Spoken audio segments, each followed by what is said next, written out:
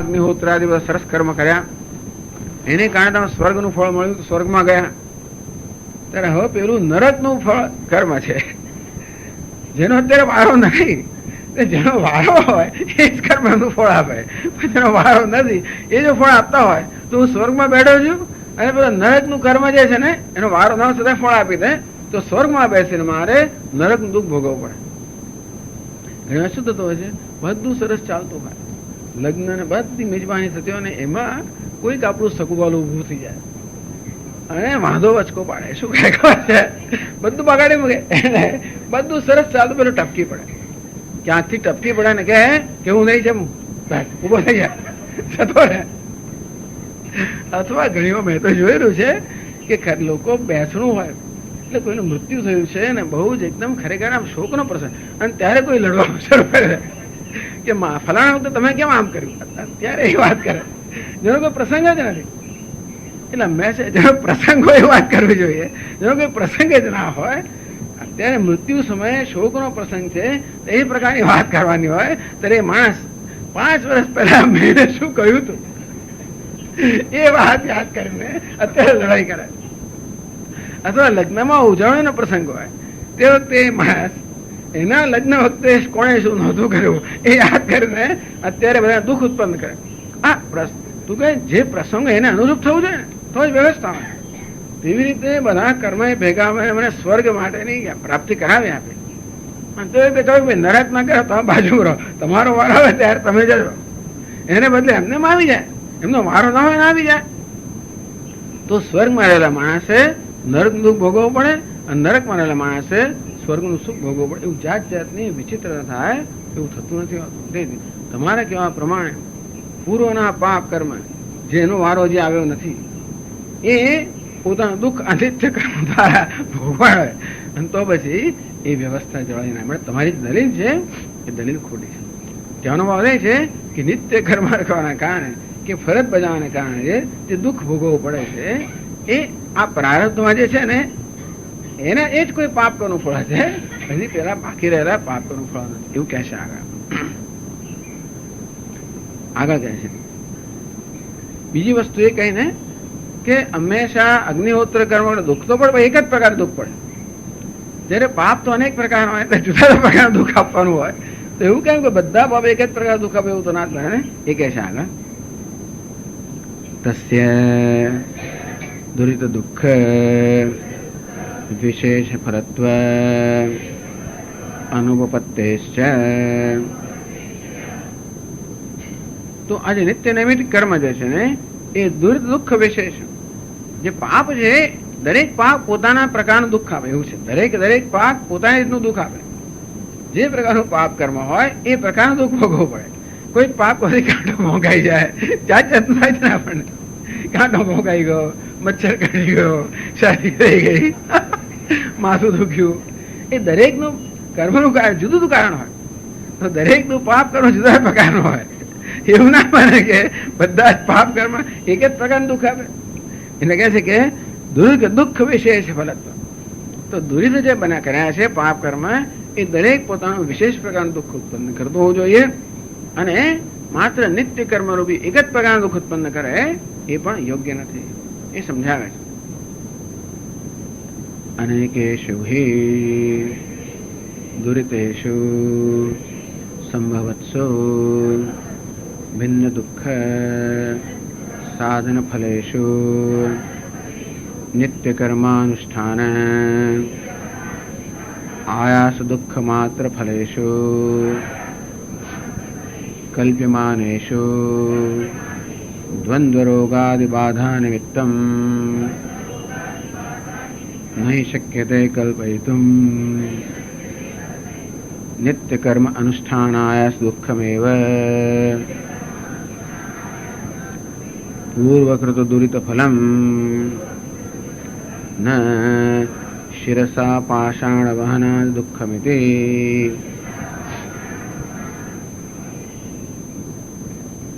અનેકેષુ દુરિતેષુ સંભવત્સુ. ભૂતકાળમાં આપણે પૂર્વજોમાં અનેક પ્રકારના પાપ કર્મ કર્યા હોય. પાપ કર્મ જાત જાતના કર્યા હોય. કોઈ ધોલ મારી દીધી હોય, જાત જાતનું કર્યું હોય. જેને કોઈ ચોરી લીધું હોય, આમ કર્યું, જાત જાતના પાપ કર્મ કર્યા. અને તો એ દરેક પાપ કર્મ પોતાને અનુરૂપ દુઃખ આપે.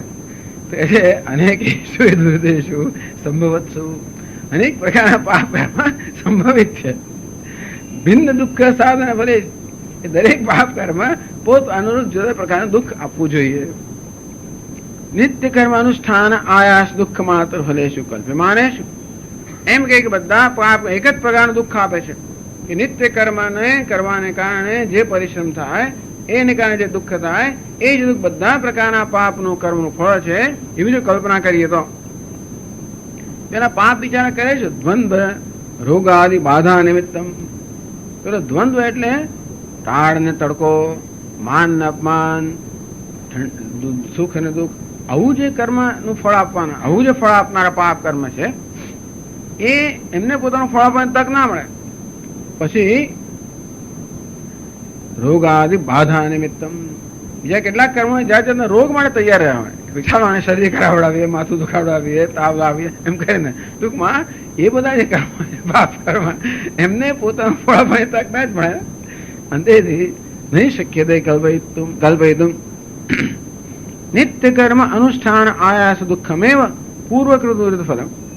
અંતેથી પૂર્વમાં કરેલા પાપનું ફળ માત્ર એક પ્રકારનું જ છે. અને અત્યારે પણ શીર્ષના પાષાણ વહન આદિ ઘણી વાર શું થાય છે, માથે બોજ ઉઠાવવો પડે, પથ્થરો ઉચકવા પડે, ઘણી વાર એવું કર્મ કરવું પડે. આપણે ચાલો મકાન બાંધવું છે અને તો પથ્થર ઉઠાવી જવું પડે, આપણે પોતે ઉઠાવીએ. આપણને જ એવી જાતની પ્રેરણા મળે કે ચાલો ઘર બાંધીએ. એને કારણે પછી બધા પથ્થર ઉઠાવવા પડે, ઠંડી ગરમી સહન કરવી પડે, બહાર ઉભારવું પડે, બધું બહુ કરવું પડે. જેમ પેલી વાત કહેલી ને કે હનુમાનજીને કહેવામાં આવ્યું કે ભાઈ તમારે શનિ 7.5 વર્ષની પનોતી છે, ધ્યાન રાખજો, શનિ આવીને તમે કરડશે. તો મને કરડે તો કરો, જોઈ તો લઉં. એટલે હનુમાનજીએ બરોબર એક મોટો પહાડ હાથમાં ઉચકી રાખ્યો, આવે ત્યાં એને પછાડી દો. તો હનુમાનજી રાજન ઉભા છે 7.5 વર્ષ ઉભા રહ્યા. 7.5 વર્ષ નંદ પેલો શનિ દૂર થી હરિઓમ કતો કદો જતો રહ્યો. ત્યારે હનુમાનજીને ખબર પડી કે આ 7.5 વર્ષ ઉચક્યું એ જ એનું ફળ હતું. શનિની પનોતીમાં આ જ એનું ફળ હતું, બીજું શું? આવું શનિએ કરાવડાવ્યું. ટૂંકમાં આપણને એવી પ્રેરણા મળે કે આપણે જાણે આવું જ કરીએ. જયારે સ્વામીએ સાંભળ્યું ને કે આ સ્વામી વિદિતાત્માનંદજી પદયાત્રાએ બદ્રીનાથ ગયા તો કે રાહુ કરાવે છે એમની પાસે. આવી પ્રેરણા મળે. એટલે પહાડ ચડવા કેટલું દુઃખ સહન કરવું પડે ને. તો આવી જાતની પ્રેરણા ક્યારે મળે? અંદર કશું કોઈ ત્યારે. ટૂંકમાં જે કે દુઃખ કે આયાસ આપણે પડતો હોય છે એ જુદા જુદા પ્રકારના કર્મનું ફળ હોય છે. તેથી અત્યારે આપણે એટલે કહે છે શિરસા પાષાણ વહનાદિ દુઃખમિતિ. તો માથે આપણે બધા પથ્થર ઉચકવા પડે એ પ્રકારનું દુઃખ છે એ પેલા પૂર્વના દૂરિતનું નથી. અને માત્ર નિત્ય કર્મમાં પરિશ્રમ એ જ એનું ફળ, એવું તમે કેવી રીતે કહી શકો? એ દુઃખ કે એક પ્રકારનું ઓછું પડે છે. માણસને નિત્ય કર્મનું દુઃખ તો પડે, જો બીજું બધું દુઃખ આવતું જ હોય છે. તો એમાંનું બીજું દુઃખ પેલા કર્મનું ફળ નથી અને માત્ર આ નિત્ય કર્મનું દુઃખ એ જ એનું ફળ છે, એવું તમે કેમ કહી શકો? અને પેલા અનેક પ્રકારના જે કર્મ છે અનેક પ્રકારનું દુઃખ આપવા જોઈએ, પણ એક જ પ્રકારનું દુઃખ આપીને રહે એ પણ કેમ કહી શકો? અંતેથી તમારી જે કલ્પના છે કે પૂર્વના બધા સંચિત કરેલા પાપ કર્મ એક પ્રકારનું ફળ આપીને અટકી જાય છે, પૂરા થઈ જાય છે નિત્ય કર્મનું, એ બરોબર નથી. પછી આગળ પણ કહે છે, ચાલો આગળ પછીના ક્લાસમાં.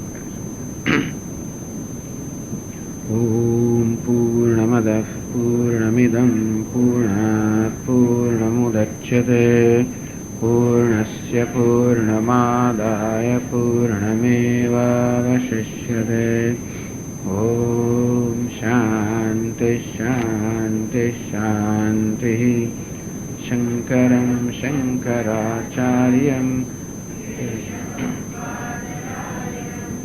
सूत्रभाष्यकृतौ वन्दे भगवन्तौ पुनः पुनः. ईश्वरो गुरुरात्मेति मूर्तिभेदविभागिने व्योमवद्व्याप्तदेहाय दक्षिणामूर्तये नमः। ॐ शान्ति शान्ति शान्तिः। हरि ओम। श्री गुरुभ्यो नमः। हरि ओम।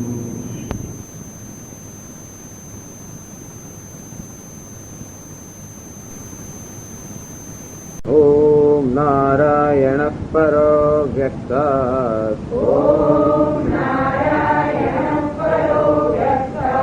अण्डमव्यक्तसम्भवम् अण्डस्यान्तस्ति मे लोकाः सप्तद्वीपा च मेदिनी।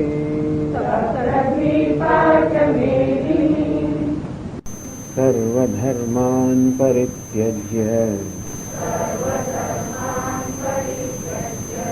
मामेकं शरणं व्रज।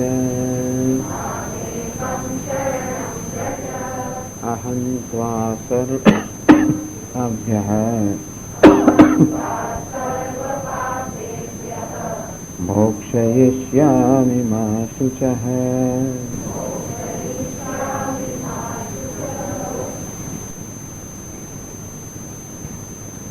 तो चर्चा चाली रही है कि एक भविकवाद एक भवમાં કેવી રીતે બધા કર્મ આપણે પૂરા થઈ જાય, જેથી નવો જન્મ લેવો ન પડે અને આ રીતે મોક્ષ પ્રાપ્ત થાય, આ પ્રકારની દલીલ ચાલી રહી છે. એમાં એવો પ્રશ્ન પૂછવામાં આવ્યો કે ચલો આ જન્મમાં આપણે કોઈ નવું કર્મ ના કરીએ, એમ કરીને નવા પુણ્ય પાપ આપણે સંચિત ના કરીએ તો પણ પહેલાના પુણ્ય પાપ છે એ તો રહી જ જવાના, એને માટે વહી જન્મ લેવો પડે.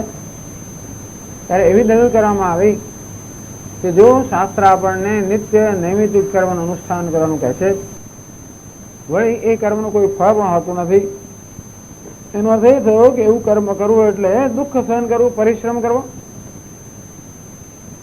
તો આ જે દુઃખ આપણે સહન કરવું પડે છે એ પૂર્વમાં, એ દ્વારા પૂર્વમાં કરેલા બધા પાપ ધોવાઈ જાય, અર્થાત પૂર્વમાં કરેલા પાપના પરિણામે આપણને આ દુઃખ સહન કરવું પડે છે. તેથી એ પાપ ધોવાઈ જાય તો કઈ કર્મ ના રહે.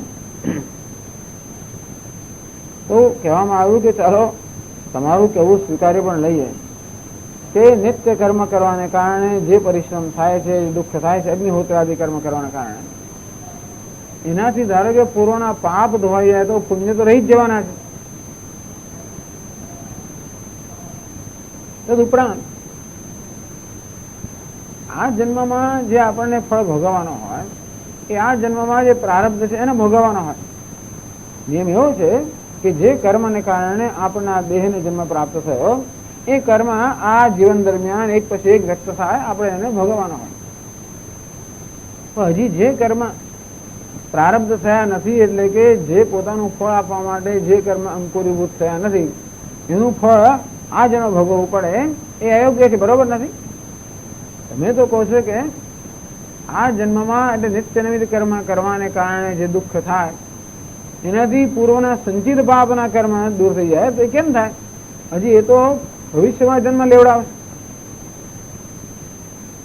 એ ઉપરાંત જો એવું થતું હોય કે ભાઈ જે કર્મ આપણને આ પૃથ્વીલોક પર જન્મ મળ્યો, પૃથ્વીલોકના કર્મના કારણે આમાં ગમે તે કર્મ વળી વચ્ચે ટપકી પડતા હોય તો પછી આપણને સ્વર્ગલોકમાં જન્મ મળે એ કર્મને કારણે, ત્યાં નરકના કર્મ ટપકી પડતો એવું થાય નહીં. તો કોઈ વ્યવસ્થા જ હોય એના માટે જે કર્મથી આપણને જે જન્મ મળ્યો હોય એ જ કર્મ એ જન્મમાં ભોગવવાનો હોય, બીજા કર્મ. વળી નિત્ય કર્મ કરીએ, અગ્નિહોત્રાદિ કર્મ કરીએ તો એક જ પ્રકારનું દુઃખ ભોગવવું પડે રોજ રોજ. જ્યારે પૂર્વમાં જે આપણે કંઈ પણ પાપ કર્મ કર્યા છે એને કારણે તો ભિન્ન ભિન્ન પ્રકારનું દુઃખ ભોગવવું પડે. જેવું કર્મ હોય એ પ્રકારનું ફળ હોય, તો ભિન્ન ભિન્ન પ્રકારના પાપ કર્મ કર્યા હોય તો ભિન્ન ભિન્ન પ્રકારનું દુઃખ ભોગવવાનું હોય. તેથી બધા ભિન્ન ભિન્ન કરેલા પાપ કર્મ એક જ પ્રકારનું દુઃખ આપીને ક્ષીણ થઈ જાય એવું પણ એ પણ સંભવિત નથી. અને તેથી અને જીવનમાં આપણને જ્યાં જ્યાં દુઃખ પડતા હોય છે, તાવ આવે ને આ થયું તે થયું ને ટાળ ને તડકો ને ઠંડી ને ગરમી ને માન ને અપમાન, તો તમે એમ કહેવા માંગો છો કે માત્ર નિત્ય કર્મ કરવાથી દુઃખ પડે એ જ માત્ર પૂર્વના પાપનું દુઃખ છે, અને બીજા બધા માથું દુખી તાવ આવે એ બધા દુઃખ છે એ પૂર્વના પાપના નથી, એ પણ તમારે કહેવું પડશે. તેથી તમે જે કહો છો એ કોઈ રીતે યોગ્ય નથી. હવે આગળ પણ કહે છે, ખાસી લાંબી ચર્ચા છે, 453 પાના પર છેલ્લેથી બીજો પેરેગ્રાફ. અપ્રકૃતમ ચ ઇદમુચ્યતે નિત્ય કર્મ અનુષ્ઠાન આયાસ દુઃખમ પૂર્વકૃત દુરિત કર્મ ફલમ ઇતિ. આ તમે જે કહો છો નિત્ય કર્મ અનુષ્ઠાન આયાસ દુઃખમ, આ અગ્નિહોત્રાદિ નિત્ય કર્મ કરવાને કારણે જે આયાસ કે પરિશ્રમ પડે એ પરિશ્રમ દુઃખ છે, એ પૂર્વકૃત દુરિત કર્મ ફલમ ઇતિ. એ પહેલાના કરેલા પાપના ફળ છે તમે જે કહો છો એ પણ ખરેખર અપ્રકૃત. અપ્રકૃત એટલે તો કે એ પ્રકરણ વિરુદ્ધ છે. આપણે જે ચર્ચા કરી રહ્યા હતા એ ચર્ચાની વિરુદ્ધ વસ્તુ છે, ચર્ચાની ભિન્ન વસ્તુ છે. એટલે પ્રશ્ન પૂછે કેવી રીતે, આગળ કહે છે કથમ અપ્રસૂત ફલસ્ય પૂર્વકૃત દુરિતસ્ય ક્ષયઃ ન ઉપપદ્યતે ઇતિ પ્રકૃતમ તત્ર પ્રસૂત ફલસ્ય કર્મણા ફલમ નિત્ય કર્મ અનુષ્ઠાન આયાસ દુઃખમ આહ ભવાન ન અપ્રસૂત ફલસ્ય ઇતિ. તો સિદ્ધાંત કહે છે કે ભાઈ આપણે જે ચર્ચા ચાલી રહી ને એમાં તમે આ જે વાત કરો છો એ ચર્ચાને અનુરૂપ નથી. જે વિષયની ચર્ચા ચાલી રહી હોય એ જ વિષયની વાત થવી જોઈએ, અને કહેતો તો બીજો વિષય લાવેલો.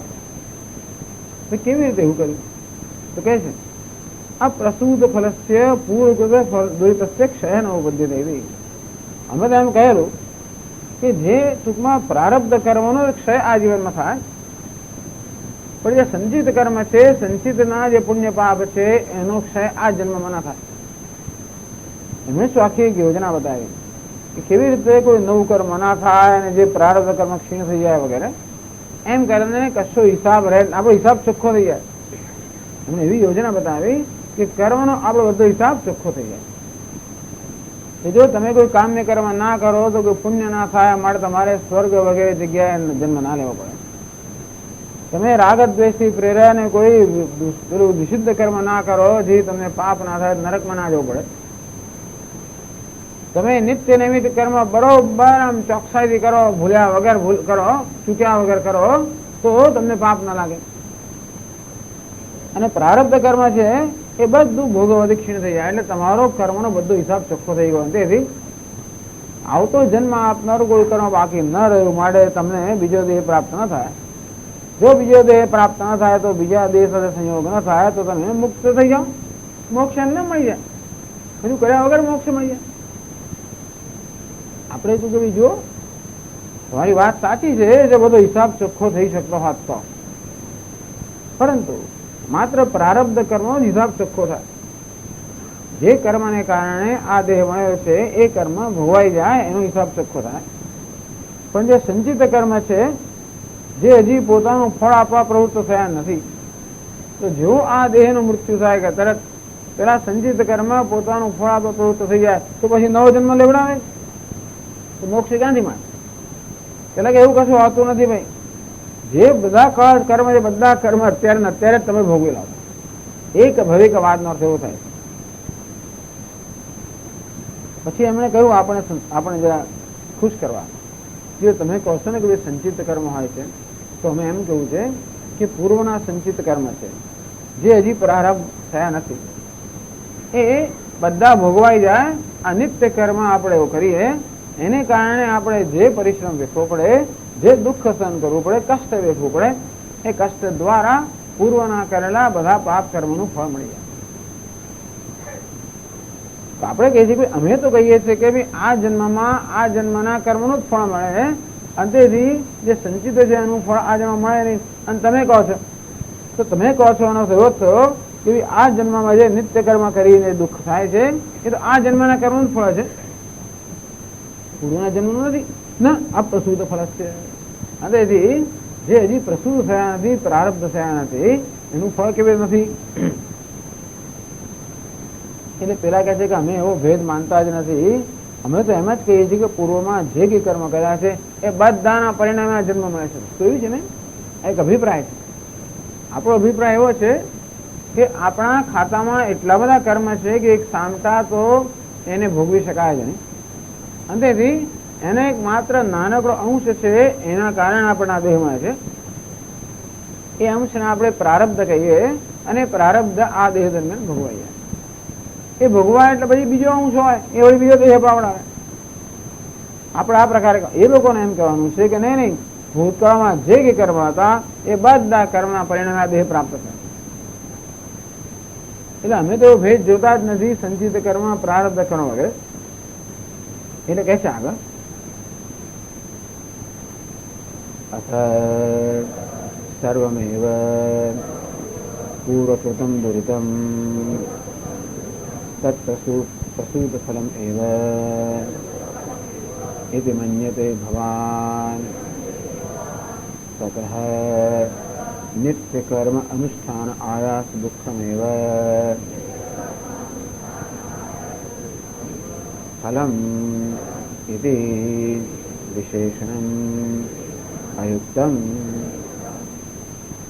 તો પેલો કે અમે તો આવો ભેદ જોતા જ નથી, ભૂતકાળમાં જે કઈ પાપ કર્મ કર્યા, પુણ્ય કર્યા, બધાનું ફળ આ જન્મમાં તમે ભોગવવાનું. ચાલો એમ માનો તમે.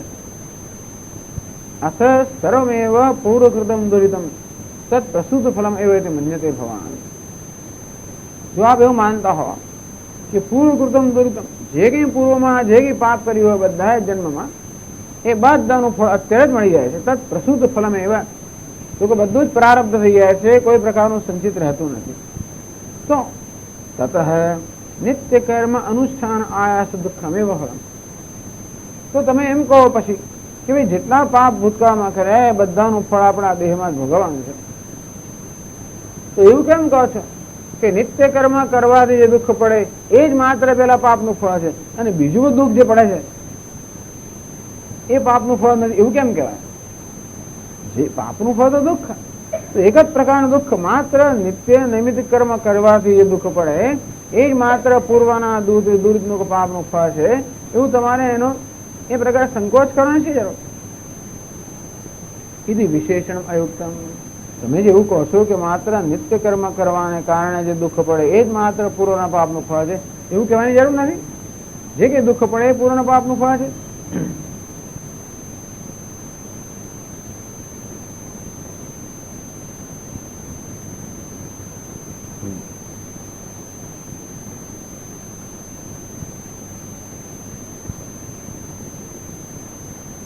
પછી આગળ મળે છે નિત્ય કર્મ વિધિ આનર્તક્ય પ્રસંગસ્ચ ઉપભોગે નૈવ પ્રસૂત ફલસ્ય દુરિત કર્મણઃ ક્ષયોપપત્તેઃ. થયું શું કે શાસ્ત્ર આપણને આ બધા અગ્નિહોત્ર આદિ ને બધું જાત જાતનું નિત્ય કર્મ કરવાનું કહે છે. એ શાસ્ત્ર આપણને જે કહે એનો હેતુ શું? જે તમારે દુઃખ ભોગવવું પડે, જેથી તમારા પાપ ક્ષીણ થઈ જાય. એનો હતો કે શાસ્ત્રએ આપણને આ બધું નિત્ય કર્મ કરવું, બ્રહ્મ યજ્ઞ કરવો, ને પછી ભૂત યજ્ઞ કરવો, ને દેવ યજ્ઞ કરવો, ને નૃ યજ્ઞ કરવો, ને પિતૃયજ્ઞ, આ બધા પંચમહાયજ્ઞ કરવા, આ બધું જે કહેવામાં આવે છે એ શેના માટે? માત્ર એ કરવાથી જે આપણે દુઃખ પડે એ દુઃખ ભોગવા માટે. દુઃખ ભોગવાની એક બહુ એક શું કહેવાય એને, એક રાજકીય પદ્ધતિ શોધી કાઢી મળી. એવી પદ્ધતિ ને બસ દુઃખ આરે દુઃખ ભોગવા. પછી દુઃખ ભોગવાનું આપણે શું કામ કહેવામાં આવે? એમના કહેવા વગર ભોગવવાનું જ છે. કારણ કે જે પહેલા પૂર્વના પાપ કર્મ છે એ તો હિસાબ લઈને છોડવાના છે. શાસ્ત્રે આપણને આ રીતે દુઃખ ભોગવવાનું કહેવાની શી જરૂર છે?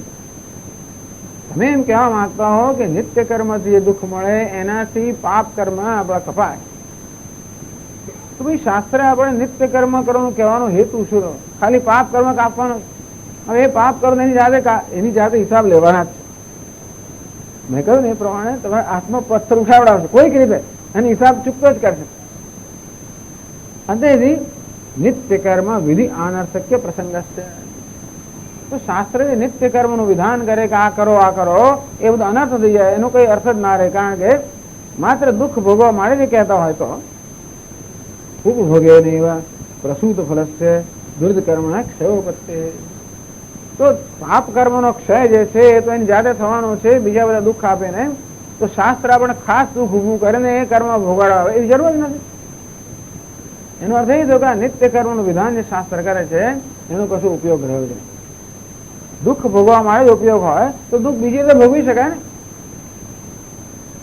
અને આપણે શાસ્ત્ર ના કે દુઃખ ભોગવવાનું તો આપણે ભોગવીશું જ. આપણે જાતે કે ઊભું કરવાના છે. એવું છે દુઃખ માટે આપણને કોઈએ કહેવાની જરૂર નથી. એક વસ્તુ સુખ માટે કદાચ આપણને વિધાન કરવું પડે, આમ કરો આમ કરો આમ કરો, શેના માટે? જેથી આપણને સુખ મળે. બાકી દુઃખ માટે આપણને કોઈએ કહેવાની જરૂર નથી. પણ દયાનંદ મહારાજ કે દુઃખ ભોગવવા માટે કોઈની જરૂર નથી. હું એકલો પૂરતો છું, હું ને મારું મન એટલું પૂરતું છે. આમ તો દુનિયા તો થોડો વધારે ગોંચપરણ કરે જુદી વાત છે, પણ દુનિયા ગોંચપરણ ના કરે તોય પણ હું મારી જાતને ગોંચપરણ કરવા માટે પર્યાપ્ત છે. ના હોય ત્યાંથી મનમાં અનેક પ્રકારની કલ્પનાઓ કરી કરે દુઃખ ભોગવવાનું હું ક્ષમતા ધરાવું છું. અને તેથી ખાસ દુઃખ ભોગવવા માટે શાસ્ત્રે આખી ભૂમિકા કરવાની જરૂર નથી. એનો અર્થ એ થયો કે આ શાસ્ત્ર આપણને નિત્ય નૈમિત્યનું વિધાન કરે છે. એ વિધાન અનર્થક થઈ જાય, ટૂંકમાં એનું કોઈ નિરર્થક થઈ જાય, કોઈ કામ વગરનું થઈ જાય, અહીં યોગ્ય નથી. પછી ઇતશ્ચ નિત્યાનુષ્ઠાન આયાસ દુઃખમ ઉપાત બીજું પણ કારણ કે તમે કહો છો એ બરોબર નથી કે આ નિત્ય કર્મના આયાસથી પેલું પૂર્વના પાપનું ફળ છે એ પણ યોગ્ય કે છે. કિંચ શુકસ્ય નિત્યસ્ય દુઃખમ કર્મણશ્ચેત ફલમ નિત્ય કર્માનુષ્ઠાન આયાસાદેવ તદ્દૃશ્યતે વ્યાયામાદિવત તદન્યસ્યેતિ કલ્પના અનુપપત્તિ. કિંચ કોઈ જરા વિચાર તો તમે કરો કે ભાઈ તમે આ અગ્નિહોત્ર કર્મ કરો અને તમારી આંખો બળે, એને કારણે જે દુઃખ બધું ભોગવ થાય છે. હોમ હવન હોમ કરીને એટલે પવન આપણી તરફ જ આવે જ્યાં બેઠા હોય. એક એવો નિયમ જ છે, જ્યાં બેઠા ત્યાંથી ધુમાડા બધું આપણી તરફ લઈ આવે અને આંખો બળે જ્યાં ચેતું થાય બધું. તો નિત્યસ્ય દુઃખમ કર્મણા ચેત ફલમ. તો ટૂંકમાં અગ્નિહોત્ર વગેરે કર્મ કરવાને કારણે આપણને જે દુઃખ પડે એની તૈયારીમાં દુઃખ પડે. કેટલી બધી વસ્તુઓ લાવવી પડે અને કેટલું બધું કરવું પડે. એક કરે દરમિયાન પણ દુઃખ થાય અને પાછું બધું આટોપવાનું મોટું દુઃખ પડે. આટોપવું પડે ને બધું એ પ્રમાણે દુઃખ જ છે. આપણે તત્વ દિવસમાં કોઈ ઉત્સવ થાય પછી બીજી દાડે જોવા જેવું હોય. ટૂરમાં જાઓ ને તમે તો પ્લેટો હોય ને એનો ઢગલો, વાળકીઓના ઢગલા, પેલા ઢગલે ઢગલા ચારે બાજુ, તો જો તો આપણને આમ તમારે આવી જાય કે શું થશે આનું હવે. અને પાછું મૂકવું કેવી રીતે? એ મૂક્યું પછી 15 દાડા બીજો ઓછો થાય કાઢવું ક્યાં આગળ પાછું. એ તો મૂક્યા ને કાઢવું કેવી રીતે, કાઢવાને મૂકવું કેવી રીતે, જાત જાતના બધા પરિશ્રમ જ પરિશ્રમ.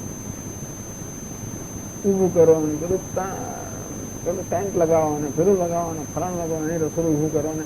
પછી લોકોમાં ઉત્સાહ એટલો બધો છે ને કે આ દુઃખ કોઈને લાગતું નથી. આપણે ધ્યાન આપવા જઈએ તો બહુ દુઃખ રહેલું, પણ એટલો ઉત્સાહ હોય છે ને એને કારણે આ દુઃખ લાગતું નથી. એ બધી વાત. બાકી તો આ બધામાં દુઃખ રહેલું જ હોય છે. તો તેવી રીતે એ દુઃખ શેનું છે? હવે પ્રશ્ન એ છે કે આ પ્રમાણે કરવાને કારણે જે દુઃખ પડે એ દુઃખ શેનું છે? ધારો કે તમે મોટું તો પેલું દા ભરીને આમ લઈ જાઓ આમ આમ એમ કરતા કરતા એ દુઃખ તો પૂર્વના પાપનું દુઃખ છે કે શાનું એ પ્રશ્ન એ કહે છે કિંચ શ્રુતસ્ય નિત્યસ્ય દુઃખમ નિત્યસ્ય કર્મણ દુઃખમ ચેત ફલમ. તો ભાઈ નિત્ય કર્મ કરવાને કારણે જેવું દુઃખ પડતું હોય એને નિત્ય કર્મ અનુષ્ઠાન આયાસાદેવ દૃશ્ય એ દુઃખ તો સીધું અગ્નિહોત્ર કર્મને કારણે જ થાય છે.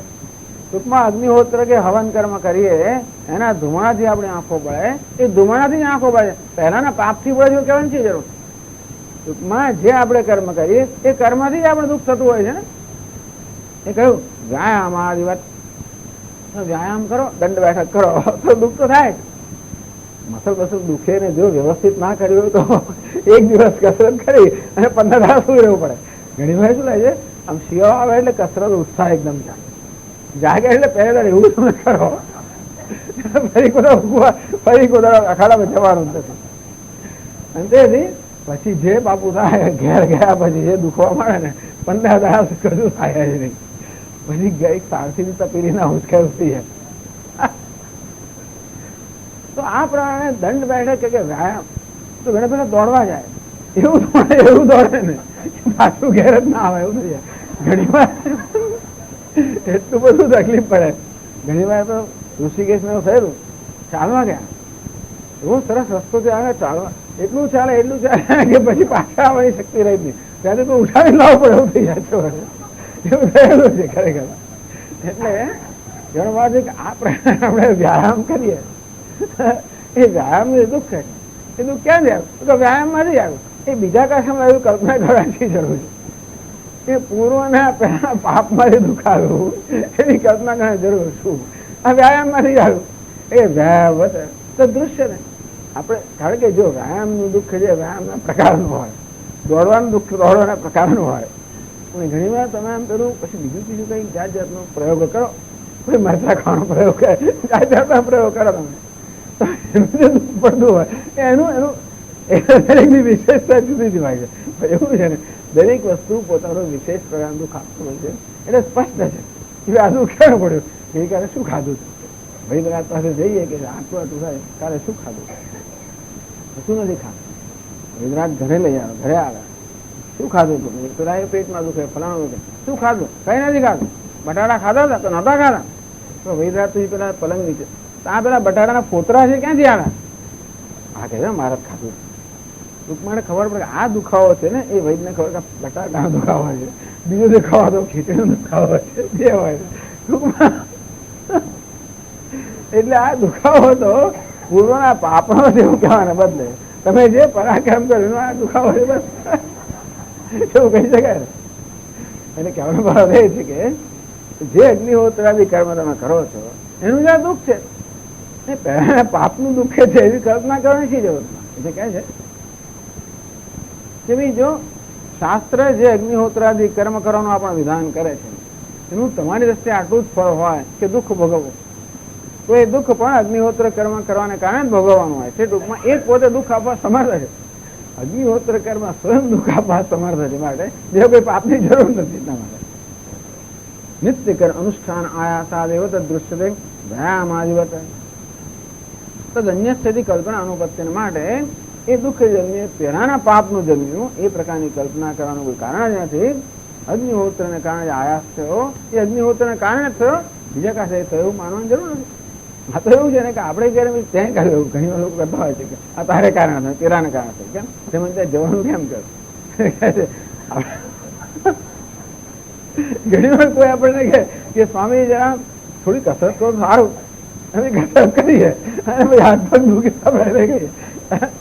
મારે કર્યું એટલે હવે તે કસરત કરી માટે થયું છે ને. એટલે ઘણી વાર શું રહે કે આપણે થાય એનું કારણ બીજું શોધી કાઢતું એવી કોઈ જરૂર નથી. કારણ પ્રત્યક્ષ હોય તો પછી આપણે પ્રત્યક્ષ કારણ ના દેખાતું હોય તો બરાબર છે. એમને ચાલતા પડી ગયા હતા. એટલે એનું જે કારણ તો એમ કે ભાઈ પહેલાના પાપનું ફળ છે. જે દુઃખ માટે આપણને કોઈ દ્રષ્ટ કારણ ના દેખાય, એકદમ પડી ગયા કે કોઈ સ્કૂટર આપણે અફાવ્યું અને આપણો પગ પેલાય કર્યું. એનું કોઈ કારણ જણાતું નથી. તેમ કે ભાઈ પહેલાનું પ્રારબ્ધ છે. પરંતુ જાણી જોઈએ ને, હું ધારો કે અગ્નિમાં હાથ નાખું, જાણી જોઈએ ને, જાણી જોઈએ ને, આમ પેલું ગરમ પાણી મારા પર રેડું ધારો છે અને પછી કહું પહેલાના પાપનું ફળ બરોબર નથી, કારણ કે એ તો મેં કરેલી. એટલે દૃષ્ટિ જ્યાં હોય ત્યાં આગળ પછી અદૃષ્ટ કારણ શોધવાની જરૂર. નિયમ એવો છે કે જે જગ્યાએ આપણે પ્રત્યક્ષ કારણ મળતું હોય ત્યાં આગળ કોઈ બીજા કારણની કલ્પના કરવાની જરૂર નથી.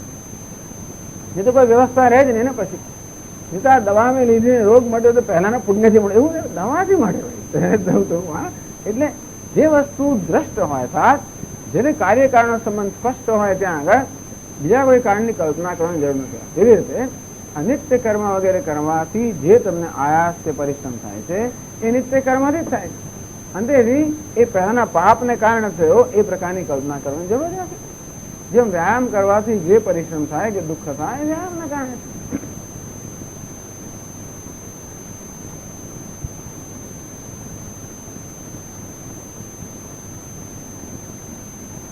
તમારે કહેવા પ્રમાણે જો શાસ્ત્ર આપણને માત્ર દુઃખ ભોગવવા માટે જ નિત્ય કર્મ કરવાનું કરે, પછી કોણ કરે? ભગવાન એનો ઉપયોગ આનો અર્થ શું? એ કહે છે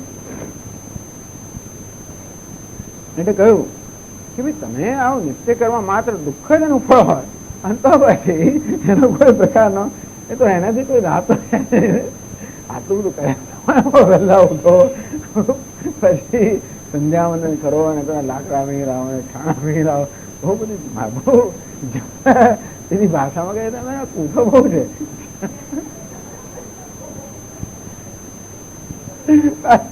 શાસ્ત્રીજી કે આમાં અમુક જ લાકડા જોઈએ, પેલા ગમે તે લાકડા ના ચાલે. એટલે અમુક પેલા એટલે બિચારો પેલો માણસ કોઈ લઈ આવ્યો લાકડા ખાસ. અમુક જ વૃક્ષની ડાળી છે ને એનું જ અહીંયા આગળ બળતણ થાય યજ્ઞમાં. પેલા બ્રાહ્મણ એવું કે આ યજ્ઞ સુદર્શન યાદ કરાવો હોય તો એમાં જે બળતણ હોય એ ફલાણા વૃક્ષના લાકડાનું જોઈએ. એ વૃક્ષ થતું ના હોય, એ માત્ર દક્ષિણમાં જ થતું હોય. એને પેલો દક્ષિણ ભારતમાં બિચારા જઈને લઈ આવ્યો આ લાકડા ખાસ, જેથી એ પ્રકારનો હોમ કરી શકે. એટલે એને માટે બહુ ટૂંકમાં બહુ ઘણા પ્રકારનો આયાસ રહેલો છે.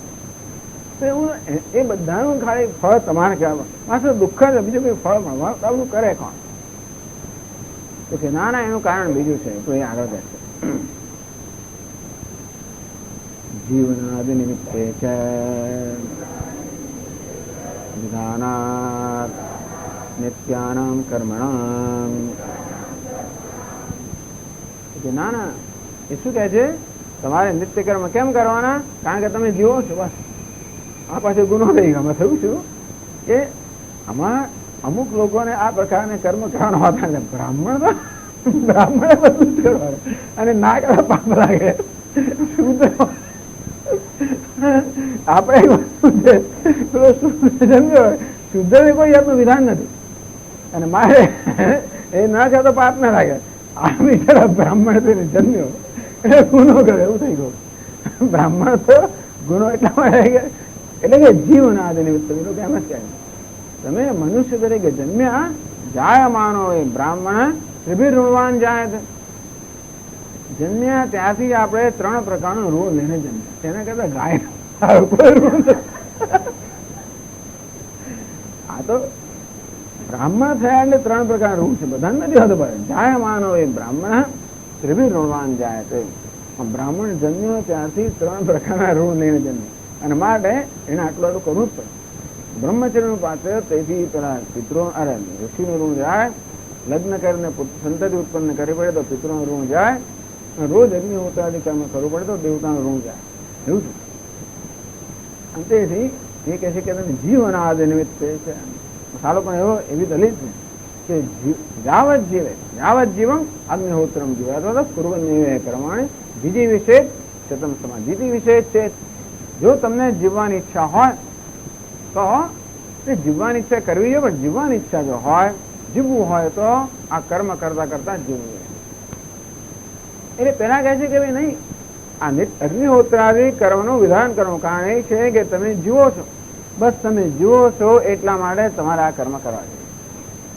જીવનાદ નિમિત્તે છે વિધાનાત નિત્યાનામ કર્મણા. નિત્ય કર્મ છે તો તમારું જીવન જુઓ છો માટેનું વિધાન છે.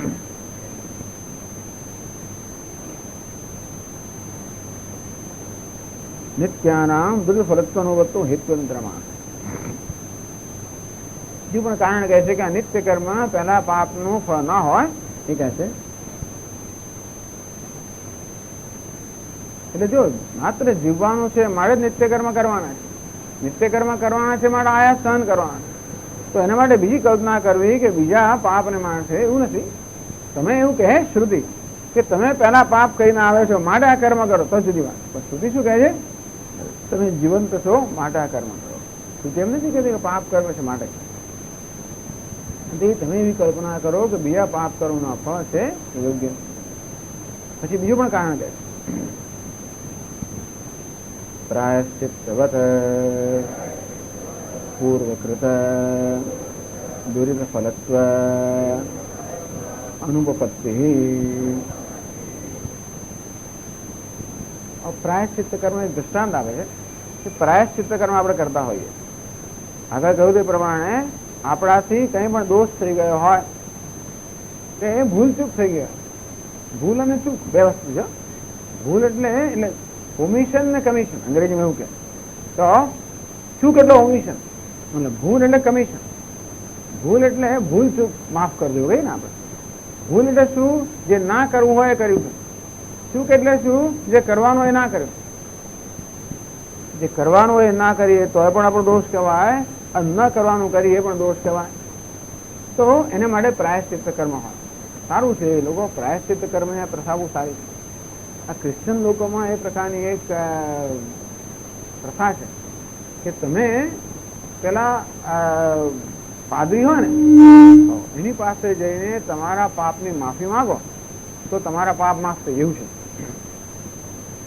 ત્યારે એ પ્રકારની પ્રથા છે. તમે જઈને જે કંઈ કર્યું હોય ને એ બધું એને કહી દો.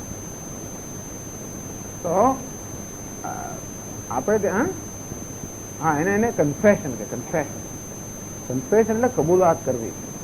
તમે એને કબૂલાત કરો બધી કે મેં આટલું કર્યું મહિને 2 મહિને જેના કરી આવવાનું તમારે. એટલે પેલું એનો તો હિસાબ ચોખ્ખો થઈ જાય.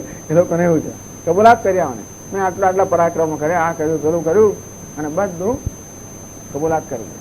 આપણે તો એવું નથી. આપણે તો શું છે કે કંઈક આપણો દોષ થયો હોય તો એને બદલે આપણે કંઈક ગુણ ઉભો કરવો પડે. આપણે કોઈને નુકસાન કર્યું હોય તો આપણે એને ફાયદો કરાવી આપવો પડે, તો એ નુકસાન જે છે ને એ નુકસાનનો બદલો પડે. ખાલી કહી દીધું કે ભાઈ સોરી, હા એ ના ચાલે. સોરી કહી દીધું પતી ગયું. આ લોકો આપણી ગાડીને ધક્કો મારીને જાય, ગોબો પાડે, 3000 નુકસાન, સોરી કઈ જતો ને એટલે ભાઈ 3000 કોણ ભરશે? તો કરવે. અને પ્રાયશ્ચિત્ત કોને કહેવાય? આવો મારી સાથે, ચલો પોલીસમાં આવો તો કઈ નહીં, ચાલ પેલા ગરાજમાં આવો, જરા તપાસ કરીએ કેટલું થશે, શું નહીં. આ પ્રકારે તો જરા આપણને થોડું આશ્વાસન આપે, કંઈ જરા વાગ્યું કર્યું હોય તો આપણને કંઈ મરમ્મત એવું કરે ત્યારે એને પ્રાયશ્ચિત્ત કર્મ કહેવાય ને. ખાલી સોરી કરો ના ચાલે. તો આ પ્રકારે આપણે ત્યાં પ્રાયશ્ચિત્ત કર્મની પ્રથા છે કે આ રીતે જે કંઈ દોષ થઈ ગયો હોય એને કહેવાય પ્રાયશ્ચિત્ત કર્મ. હું જે પ્રાયશ્ચિત્ત કર્મ કરું એ શેના માટે કરું? ફલાણો દોષ થયો એટલા માટે. બોલો કે ને ભાઈ પિતૃ દોષ છે કહે છે ને બધા આપણને ઘણી વાર જ્યોતિષી લોકો, ભાઈ પિતૃ દોષ છે, શું કરી તમે ભાઈ ત્યાં જાઓ ને ફલાણું કરો ને ઢીકણું કરો. તો આ પ્રકારે તો એ દોષ માટે એ પ્રકારનું પ્રાયશ્ચિત્ત કર્મ હોય. હવે તમે એમ કહો કે આ પ્રાયશ્ચિત્ત કર્મ કરવામાં જે તમને વેઠવું પડે છે ને એ પહેલાના પાપનું ફળ છે એવું તો ના કહેવાય ને. પ્રાયશ્ચિત્તવત પૂર્વકૃત દુરિત ફલત્વ અનુપત્તિ. હું પ્રાયશ્ચિત્ત કર્મ કરતો હોઉં ત્યારે એ પ્રાયશ્ચિત્ત કર્મ પહેલાના કરેલા પાપનું ફળ છે એ કહેવું અનુપત્ન એટલે કે યોગ્ય નથી, એ સમજાવે છે. યસ્મિન પાપ કર્મ નિમિત્તે યદ્વિહિતમ પ્રાયશ્ચિત્તમ નતુ તસ્ય પાપસ્ય તત્ફલમ. યસ્મિન પાપ કર્મ નિમિત્તે યદ્વિહિતમ પ્રાયશ્ચિત્તમ. જે પ્રકારનું પાપ કર્મ આપણે થઈ ગયું હોય, જે પ્રકારનો દોષ આપણે થઈ ગયો હોય એ દોષને દૂર કરવા માટે આપણને કે પ્રાયશ્ચિત્ત કર્મ કરવાનું કહેવામાં આવે. તો કે આ પ્રાયશ્ચિત કર્મ પેલા પાપનું ફળ નથી. ધારો કે મારાથી કંઈક પાપ થઈ ગયું હોય, કંઈક આપણાથી કઈ જીવ જંતુ મરી ગયું હોય, કંઈક કચડાઈ ગયું હોય, આમ તેમ થઈ ગયું હોય, તો પછી આપણે પ્રાયશ્ચિત કર્મ કરવાનું કહે તો પેલા પાપનું આ ફળ નથી. આ પ્રાયશ્ચિત કર્મ એ નવું ફળ ઉત્પન્ન કરે ને પેલા પાપના ફળને એ દૂર કરે. તમે એમ કહો કે તમે પેલું પાપ કર્યું, મારા પ્રાયશ્ચિત કર્મ કરવાનું છે, એ પાપનું ફળ નથી. યસ્મિન પાપ કર્મ નિમિત્તે યદ્વિહિતમ પ્રાયશ્ચિત્તમ, જે પાપ કર્મને નિમિત્ત બનાવીને પ્રાયશ્ચિત કર્મનું વિધાન કરવામાં આવે, એવું તસ્ય પાપસ્ય ફલમ, એ પેલા પાપનું ફળ જેવું નથી.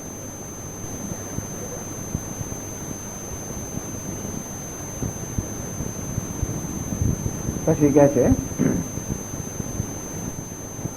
સત્યમ પ્રાયશ્ચિત્તમ ન નિમિત્તસ્ય પાપસ્ય ફલમ.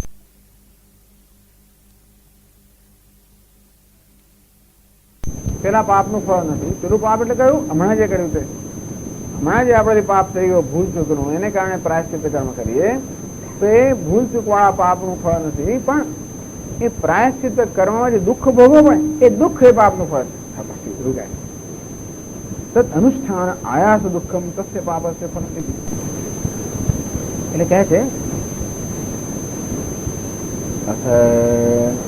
તસ્યૈવ પાપસ્ય નિમિત્તસ્ય પ્રાયશ્ચિત દુઃખમ ફલમ જીવનાદિ નિમિત્તમતે નિત્ય કર્મ અનુષ્ઠાન આયાસ દુઃખમ જીવનાદિ નિમિત્તસ્યૈવ તત્ફલમ પ્રસજ્યેત નિત્ય પ્રાયશ્ચિત્તયોઃ નૈમિત્તિકત્વ અવિશેષાદ.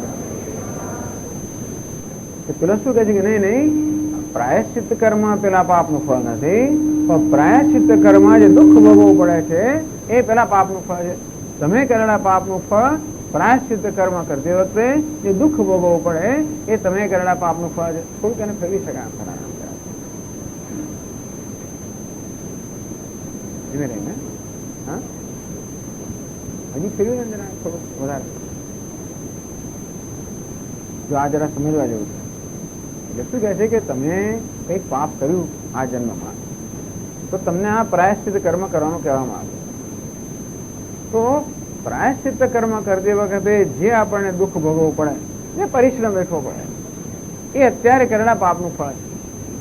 પ્રાયશ્ચિત કર્મ સ્વયં પાપનું ફળ નથી, પણ પ્રાયશ્ચિત કર્મમાં જે દુઃખ છે એ પાપનું ફળ છે. એવું તમે કહેતા હો તો પછી તમારે કહેવા પ્રમાણે નિત્ય કર્મ જે છે એ આપણે જીવંત છીએ માટે કરવાનું. તો એનો એવો થયો કે નિત્ય કર્મમાં જે દુઃખ પડે છે એ જીવંત છે માટે પડે છે, પણ એ પૂર્વના પાપથી પડે છે એવું નથી થયું પાછું. એટલે એ જીવના એટલે જીવનાદિ નિમિત્તમપી નિત્ય કર્મ અનુષ્ઠાન આયાસ દુઃખમ જીવનાદિ નિમિત્તસ્યૈવ તત્ફલમ પ્રસજ્યેત. તો પછી તમારા કહેવા પ્રમાણે શાસ્ત્ર આપણને નિત્ય નિમિત્ત કર્મ કરવાનું કેમ કહે છે? જીવંત છે માટે. અને તો પછી એનો અર્થ એવો થયો કે એ કર્મ કરવામાં જે દુઃખ પડે છે એ જીવંત છે માટે દુઃખ પડે છે. અને તેથી એવું પછી પૂર્વના પાપનું ફળ છે એવું તમે ના કહી શકો. એટલે એમની જ દલીલ લઈને બતાવે છે કે તમે જે આવું કહેવા માંગો છો કે નિત્ય કર્મ કરવામાં જે દુઃખ થાય છે, દુઃખ પૂર્વ જન્મમાં કરેલા પાપનું ફળ છે, એ કોઈ રીતે બેસતું જ નથી. જુદી દલીલો કરીને બતાવે છે કે કોઈ રીતે એ વસ્તુ બંધ બેસતી નથી. નિત્ય પ્રાયશ્ચિત્તયોઃ નૈમિત્તિકત્વ વિશેષાત. કારણ કે આ નિત્ય કર્મ છે એ પણ જીવંત છે માટે કરવાનું છે, એનું પણ નિમિત્ત છે. પ્રાયશ્ચિત કર્મ છે પેલા પાપ કર્યું માટે એનું નિમિત્ત છે. તો પાપ રૂપી નિમિત્તને કારણે પ્રાયશ્ચિત જન્મ્યું, અને એ પ્રાયશ્ચિત દુઃખ પાપનું ફળ હોય, તો જીવન રૂપી નિમિત્તને કારણે નિત્ય કર્મ જન્મ્યું, તો જીવનમાં કારણે નિત્ય દુઃખ હોય. અને તેથી નિત્ય દુઃખ બીજા કશા પાપને કારણે છે એવી દલીલ તમે ન કરી શકો.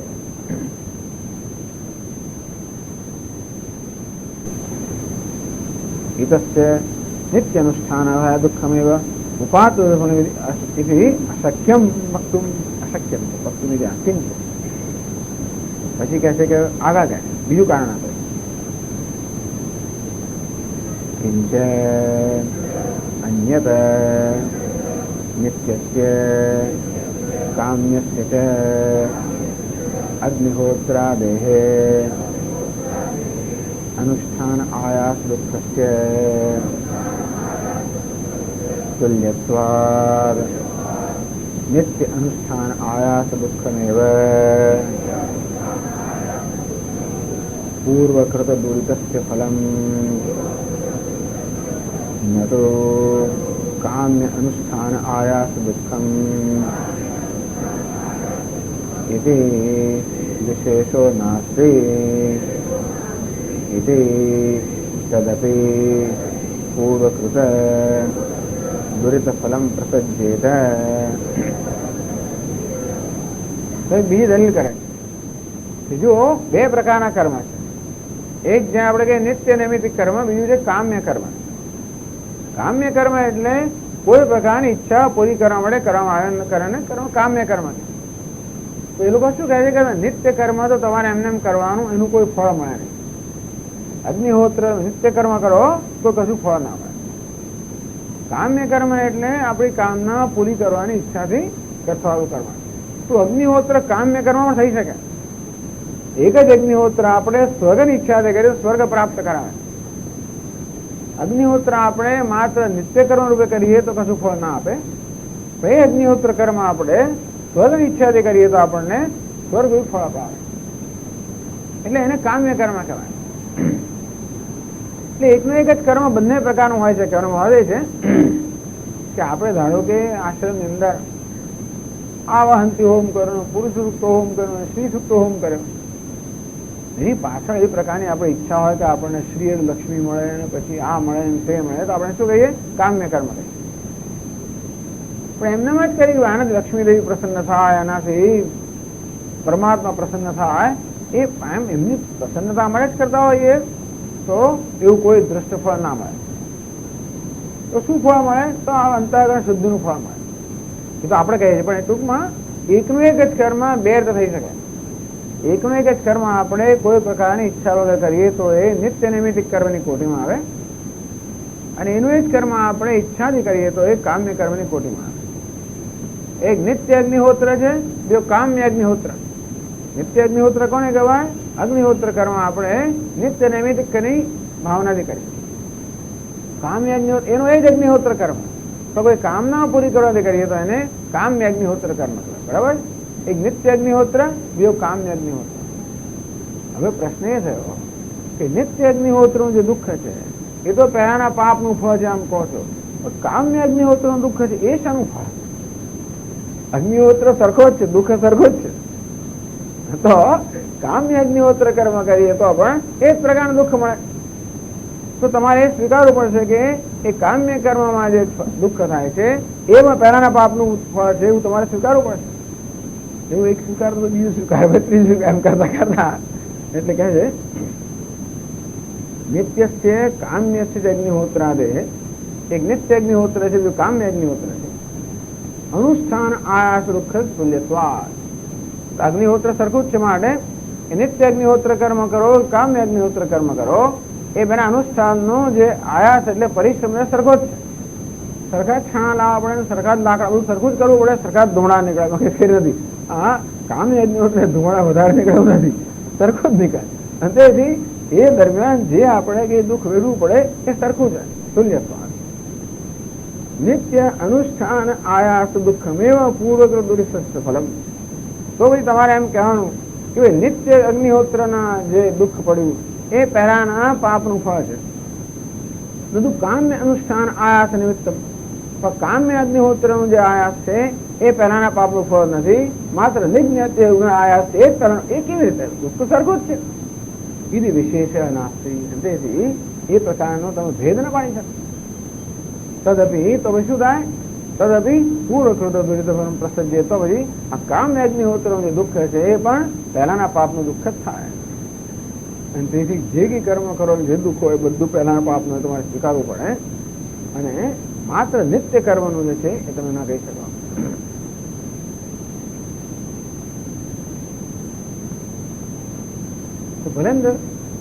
ભલે ચાલો પેલો કહે કે ચાલો કામ્ય અગ્નિહોત્રનું જે ફળ દુઃખ છે એ પહેલાના પાપનું ફળ છે. ચલો માની લો તો કહે છે તથા ચ સતે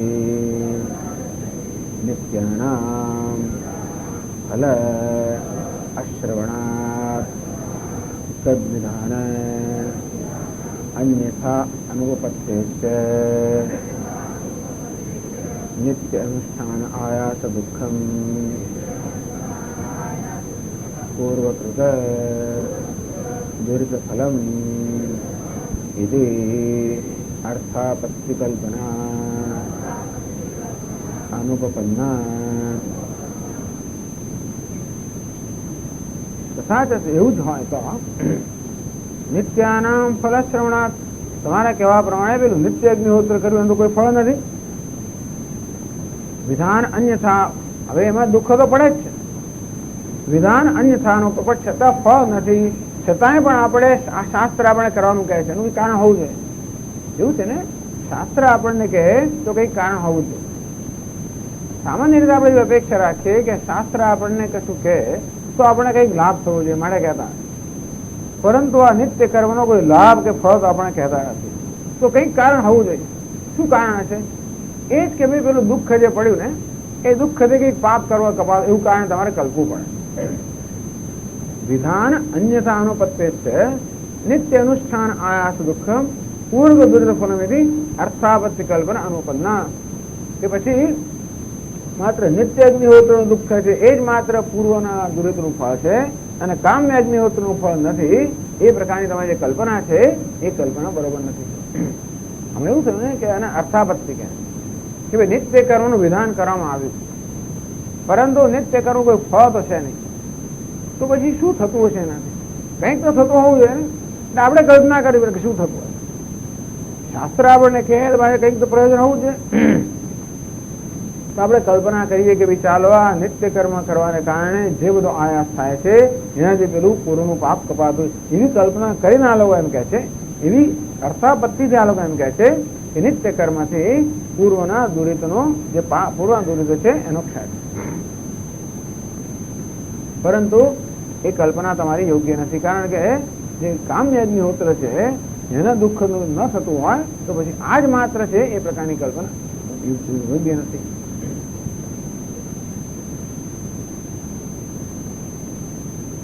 પછી આગળ કહે છે એવં વિધાન અન્યથા અનુપત્તે અનુષ્ઠાન આયાસ દુઃખ વ્યતિરિક્ત ફલત્વ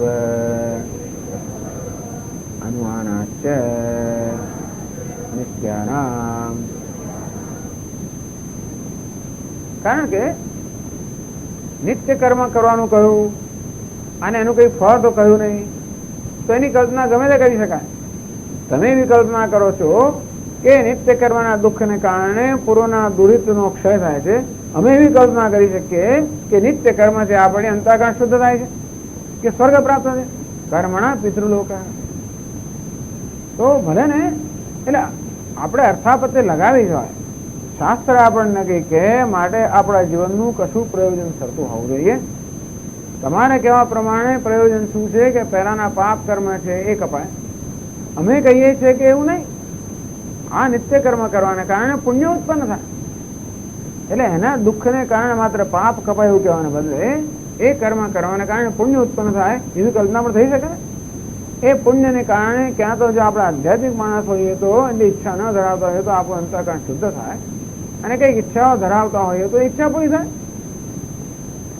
એટલે વિધાન અન્યથા અનુપત્તે અનુષ્ઠાન આયાસ દુઃખ વ્યતિરિક્ત ફલત્વ અનુમાનાચ નિત્યાના. અનુષ્ઠાન આયાસને કારણે દુઃખ પડ્યું એ સિવાયનું બીજું ફળ મળે એ પ્રકારની પણ અનુમાન થઈ શકે. અને તેથી માત્ર એ દુઃખ જ એનું ફળ છે, જેનાથી પૂર્વ દુર્ગ કપાય છે એ તમારી કલ્પના યોગ્ય નથી.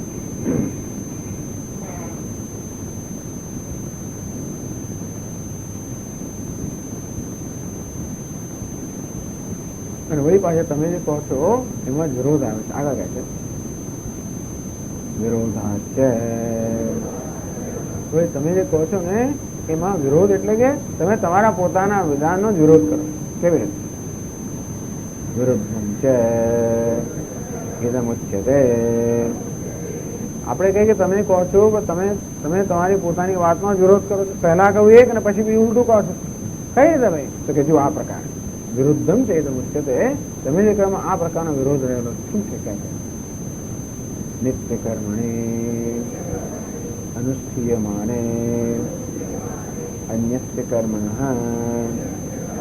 ફલમ ભુજ્યતે ઇતિ અભ્યુપગમ્યમાને સ એવ ઉપભોગઃ નિત્યસ્ય કર્મણઃ ફલમ ઇતિ નિત્યસ્ય કર્મણઃ ફલ અભાવ ઇતિ ચ વિરુદ્ધમ ઉચ્યતે.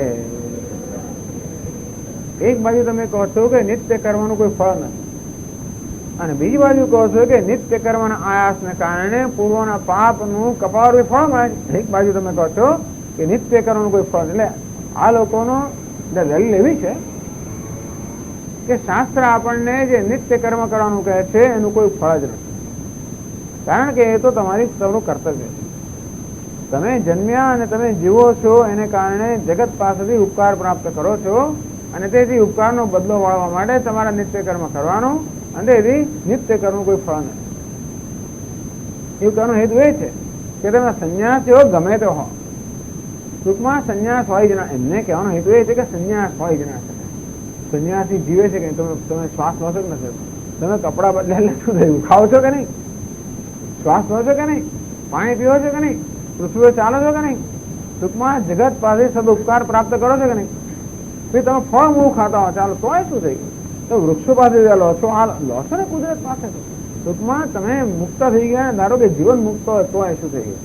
જીવન મુક્ત હોય તો પણ આ પ્રકારે તમે ઉપકાર તો પ્રાપ્ત કરો છો ને. જ્યાં સુધી તમે ઉપકાર લેવાતા હોય ત્યાં સુધી તમારો ઉપકારનો બદલો વાળવા માટે અનિત્ય કર્મ કરવું પડે, એમની દલીલ છે.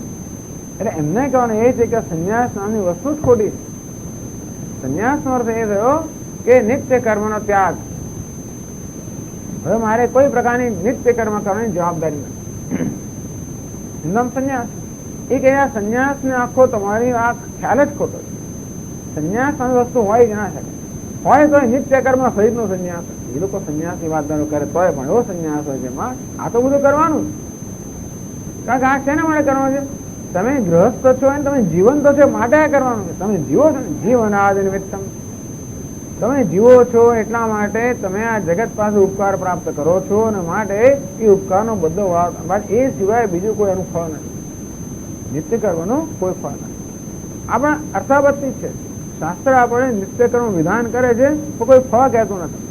સામાન્ય નિયમ એવો છે કે જ્યારે પણ આપણને કશો આદેશ આપવામાં આવે ત્યારે આદેશનું પાલન કરવાથી આપણે શું લાભ થાય છે એ પણ કહેવું પડે. એમને એમ આકાર પેલું શું કરવા કરું? તરત પ્રશ્ન કરે. આપણું છોકરું પૂછે, જ્યાં પેલો લઈ આવ, હું જાણો લઈ આવ, અને ક્યારે પેલો ને. એટલે ટૂંકમાં હું લઈ આવું તો મને કશું મળશે ખરું? તો બરાબર. પછી વિચારીશ કે મારે જોઈશ કે નથી જોઈશ. એટલે સામાન્ય એવો છે કે જ્યારે જ્યારે આપણે આદેશ આપીએ, આજ્ઞા કરીએ, વિધાન કરીએ, ત્યારે એ આદેશનું કે વિધાનનું પાલન કરવાથી શું ફળ મળશે એ પહેલા કહી દેવું પડે. પેલા માણસને ફળ મળે તો એ પછી કર્મ કરે, નહીં તો ના કરે. હવે શાસ્ત્ર આપણને નિત્ય નૈમિત્તિક કર્મ કરવાનો આદેશ આપે છે અને ફળ નથી આપતું. ફળનું કોઈ વિધાન નથી. એટલા માટે આ લોકો કલ્પના કરે છે કે આ કર્મ શેને માટે છે? માત્ર આપણું કર્તવ્ય છે, એટલે કે આપણું જે ઋણ છે એ ઋણ છેડવા માટે. બરોબર. અંતેથી તમે જીવંત હો ત્યાં સુધી ઋણ છેડવા માટે કર્મ કરવાનું. અંતેથી કોઈ પ્રકારનો સંન્યાસ સર્વ ધર્માન પરિત્યજ. ચર્ચા શેની છે? સંન્યાસી ચર્ચા. સંન્યાસ એટલે શું? એક વાર તમે મુક્ત થઈ ગયા. સંન્યાસ તો ખરેખર તો જીવન મુક્ત. તમે જ્ઞાનથી મુક્ત થઈ ગયા કે હું બ્રહ્મ છું એ પ્રકારના જ્ઞાનની નિષ્ઠા પ્રાપ્ત કરી પછી તમારી કોઈ ફરજ રહેતી નથી, એવું કહેવાનું હેતુ. જો પછી પણ ફરજ, જ્યાં સુધી ફરજ રહે ત્યાં સુધી તમે ફરજને ફગાવી ના શકો. તો ફરજમાંથી ક્યારે છૂટા થાવ? જ્યારે કોઈ ફરજ ના રહે ત્યારે. મારી ફરજ પૂરી થઈ, મારા દીકરાઓને ભણાવ્યા, બધાને સેટલ થઈ ગયા, મારી કોઈ ફરજ નથી. દીકરો હજી તો સ્કૂલમાં જ તો મારી ફરજ નહીં, એવું કે ના ચાલે. અને તે રીતે જીવન મુક્ત શું કહે? મારી કોઈ ફરજ નથી. કેમ? કારણ કે બધી ફરજ પૂરી થઈ ગઈ. હું કોઈનું કશું લેતો નથી અને મારે કોઈને કશું આપવાનું નથી. કેમ લેતા નથી? તમારા શ્વાસ લો એટલે હું નથી લેતો. નૈવ કિંચિત કરોમિતિ યુક્તો મન્યેત તત્ત્વમિતિ. કેમ આવ્યું? એનામાં કોઈ કર્તૃત્વ બુદ્ધિ નથી. આ દેહને પોતે મારો માનતો ને, અને માટે આ દેહ દ્વારા જે થાય છે હું કરું છું એવું અભિમાન છે ને, અને માટે એ મુક્ત છે. એને આપણે મુક્ત કહીએ ને. એ પેલા સમજે જ નહીં. આ વસ્તુ એ લોકો સમજી શકતા નથી. ટૂંકમાં માણસ દેહમાં નિવાસ જીવતો હોય છતાં કહે કે હું દેહ નથી, એ તો એમને કલ્પના કહે. એ લોકો એમ માને કે આત્મામાં કર્તૃત્વ ભોગતૃત્વ એનો ધર્મ જ છે. એટલે એની છતાં ચર્ચા ચાલે, આપણી માથાકૂટ ત્યાં ચાલે. આપણે એમને સમજાવવા માંગીએ છીએ કે ભાઈ મુક્તિ નામની વસ્તુ છે. એમના કહેવા પ્રમાણે મુક્તિ નામની વસ્તુ છે.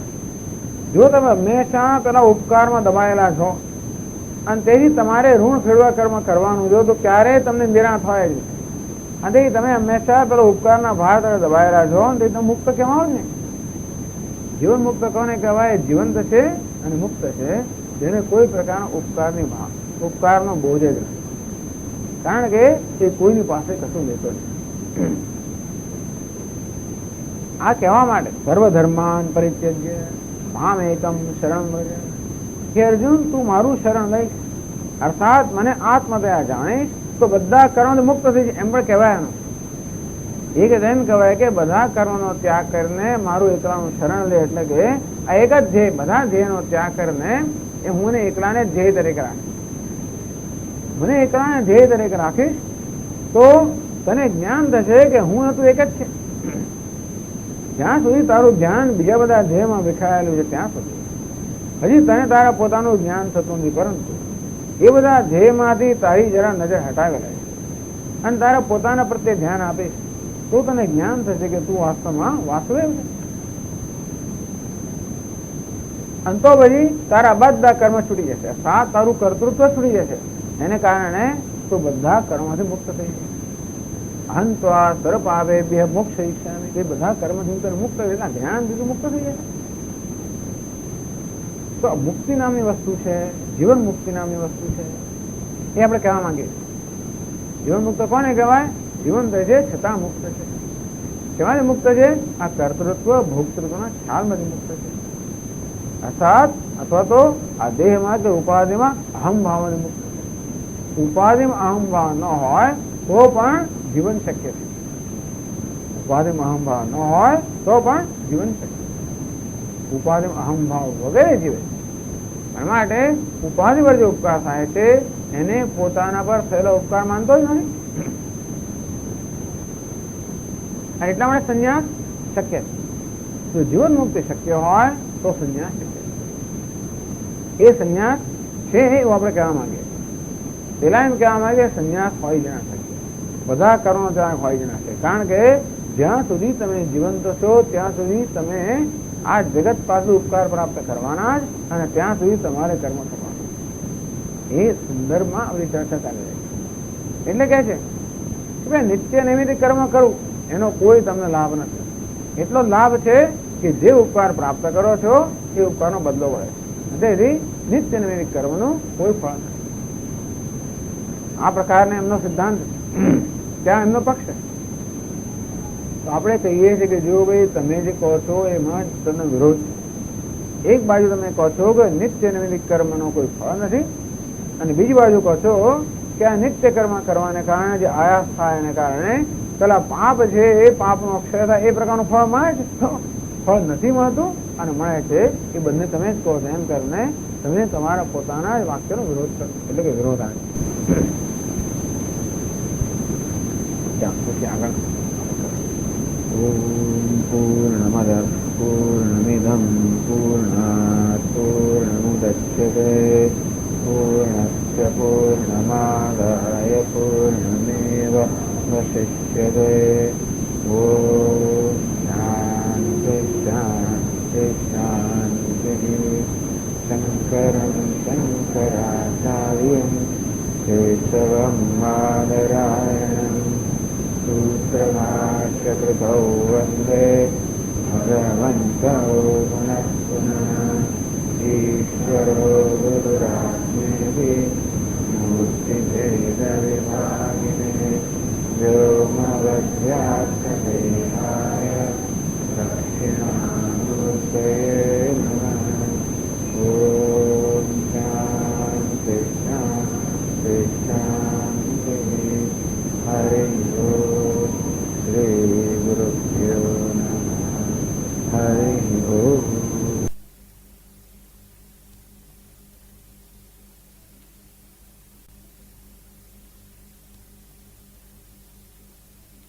सर्वधर्मान् परित्यज्य मामेकं शरणं व्रज। अहं त्वा सर्वेभ्यः मोक्षयिष्यामि मा शुचः।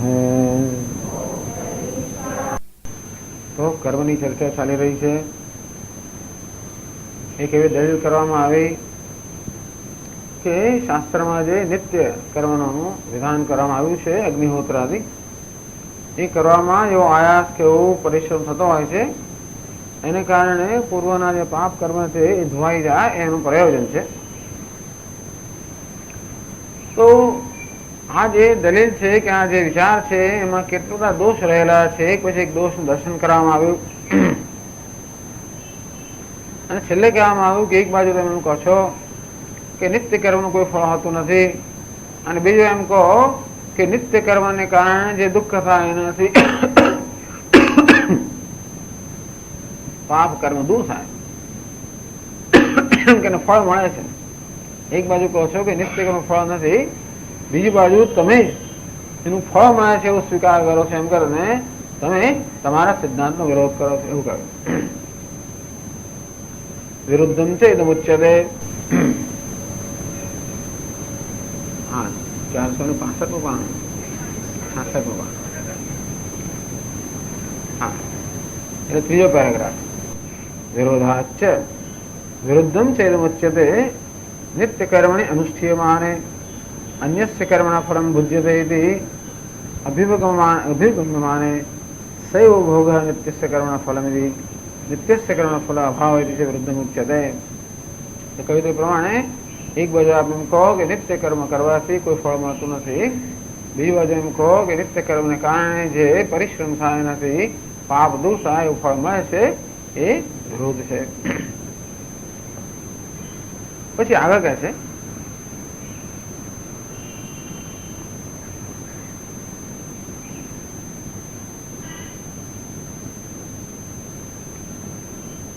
किंच काम्यग्निहोत्रादौ अनुष्ठीयमाने नित्यमपि अग्निहोत्रादि तंत्रेणैव अनुष्ठितं भवति इति तदायास दुःखेनैव काम्य अग्निहोत्रादि फलम उपक्षीणं स्यात् तंत्रत्वात्. કહ્યું હતું કે અગ્નિહોત્ર કર્મ એક જ છે, પરંતુ એ અગ્નિહોત્ર કર્મને સ્વર્ગ વગેરે કોઈ કામનાથી કરવામાં આવે તો આપણે કામ્ય અગ્નિહોત્ર કર્મ કહીએ. એ જ અગ્નિહોત્ર કર્મને કોઈ પ્રકારની કામના વગર કરવામાં આવે તો આપણે નિત્ય અગ્નિહોત્ર કર્મ કહીએ. નિત્ય એટલે જે આપણી ફરજ રૂપે કરવાનું છે. એટલે અગ્નિહોત્ર કર્મ કરતી વખતે આપણા મનમાં કયા પ્રકારની ભાવના છે, આપણે એને ફરજની ભાવનાથી કરીએ છીએ તો એને નિત્ય કર્મ કહેવાય, અને એ દ્વારા સ્વર્ગ વગેરે પ્રાપ્તિની ઈચ્છાથી કરતા હોય તો એ કામ્ય કર્મ કહેવાય. એ કર્મ એકનું એક જ છે, પરંતુ એ નિષ્કામ પહોંચી શકે કે સકામ પહોંચી શકે. આપણે દાન કરીએ એની પાછળ આપણને બીજો કોઈ ગણતરી ના હોય, બસ માત્ર આપણે જાણીએ છીએ કે ભાઈ મારી પાસે ભગવાન આપ્યું છે અને જરૂરિયાત છે માટે આપીએ છીએ, એ સિવાય બીજી કોઈ ગણતરી ના હોય તો એ કોઈ કામના વગરનું દાન છે. આ દાન કરવાથી મને પુણ્ય મળે એવી જાતની ગણતરી હોય તો એ કામ્ય છે. આમ કર્મ એકનું એક જ છે, પરંતુ એ નિત્ય કર્મ છે કે કામ્ય કર્મ છે એ તો એની પાછળની ભાવનાથી નક્કી થાય. અને કહે છે કિંચે કામ્ય અગ્નિહોત્ર અનુષ્ઠ્યમાને, તમે સ્વર્ગની ઈચ્છાથી પણ જો અગ્નિહોત્ર કર્મ કરો, એને આપણે કામ્ય અગ્નિહોત્ર કર્મ કહીએ, તો પણ નિત્યમપી અગ્નિહોત્રાદિ તંત્રેણેવ અનુષ્ઠિતમ ભવતી. તો તમારે જુદું નિત્ય અગ્નિહોત્ર, કારણ અગ્નિહોત્ર એકનું એક જ છે, એ કામનાથી પ્રેરણા કરતો પણ તમારે જે દરરોજ કરવાનું છે અગ્નિહોત્ર થઈ ગયું ગણાય. એટલે અગ્નિહોત્ર કર્મ તમે કરો, એની પાસે કામના હોય કે સ્વર્ગ મળે, તો પણ જે તમારે રોજ અગ્નિહોત્ર કરવાનું છે એ પણ થઈ જ ગયું ગણાય. તંત્રેણેવ અનુષ્ઠિતમ ભવતી.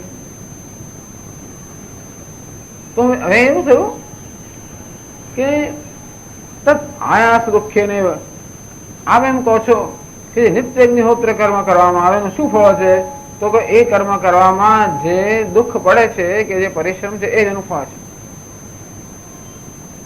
તો નિત્ય અગ્નિહોત્ર કર્મ કરીએ એમાં પેલું, અરે કામ્ય અગ્નિહોત્ર કરીએ એમાં પણ નિત્ય અગ્નિ થઈ ગયું, તો હવે કામ્ય અગ્નિહોત્ર ને ફળ શું મળવાનું? એ પણ આયાસ રૂપી ફળ જ મળવાનું કે બીજું કઈ ફળ મળવાનું? તત આયાસ દુઃખે નૈવ કામ્ય અગ્નિહોત્રાદિ ફલમ ઉપક્ષીણમ સ્યાત. અગ્નિહોત્ર તો અગ્નિહોત્ર જ છે, ભલે ને તમે એટલે અગ્નિહોત્ર કર્મ કરવાથી જે આપણને આયાસ કે પરિશ્રમ પડે સરખો જ છે. નિત્ય અગ્નિહોત્ર હોય કે કામ્ય અગ્નિહોત્ર હોય, પરંતુ અગ્નિહોત્ર કર્મ કરવામાં જે પરિશ્રમ પડે છે, દુઃખ વેઠું જે પીડા સંગ તો સરખી જ છે. તો અહીં દલીલ કરવામાં આવે કે જો તો પછી કામ્ય અગ્નિહોત્ર કર્મ કરતા પણ જે પેલી પીડા એને કારણે થાય છે એ એનું ફળ મળવું કહેવાય. તંત્રત્વાત, કારણ કે એ નિત્ય અગ્નિહોત્રમાં આવી જ ગયું. તો નિત્ય અગ્નિહોત્રનું ફળ જો દુઃખ જ હોય, તો આ કામ્ય અગ્નિહોત્ર જે નિત્ય આવી ગયું એનું ફળ પણ દુઃખ જ ગણવું જોઈએ. તો પછી અથ કામ્ય અગ્નિહોત્રાદિ ફલમ અન્યદેવ સ્વર્ગાદિ તદનુષ્ઠાન આયાસ દુઃખમપી ભિન્નમ પ્રસજ્યેત. નહીં એવું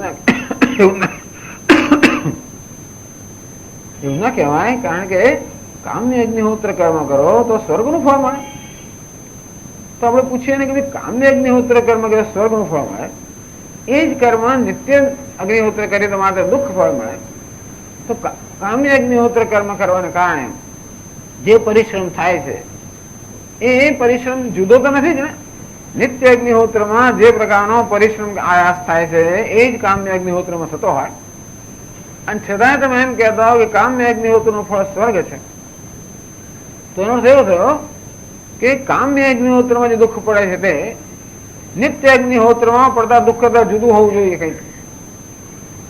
કારણ કે નિત્ય અગ્નિહોત્ર કર્મ કરવાનું ફળ તમારી દ્રષ્ટિએ માત્ર દુઃખ જ હોય, જયારે કામ્ય અગ્નિહોત્ર કરવાનું ફળ તમારી દ્રષ્ટિએ સ્વર્ગ હોય. તો કામ્ય અગ્નિહોત્રમાં દુઃખ તો થાય જ છે, તો નિત્ય અગ્નિહોત્ર કરતા જુદા પ્રકારનું દુઃખ અહીં પડતું હોય તો એમ કહેવાય કે ભાઈ કામ્ય અગ્નિહોત્રથી સ્વર્ગનું ફળ મળે. પણ એવું તો છે નહીં. એ તો કહે છે ન છે તદસ્તિ દ્રષ્ટ વિરોધાત નહીં કામ્ય અનુષ્ઠાન આયાસ દુઃખાત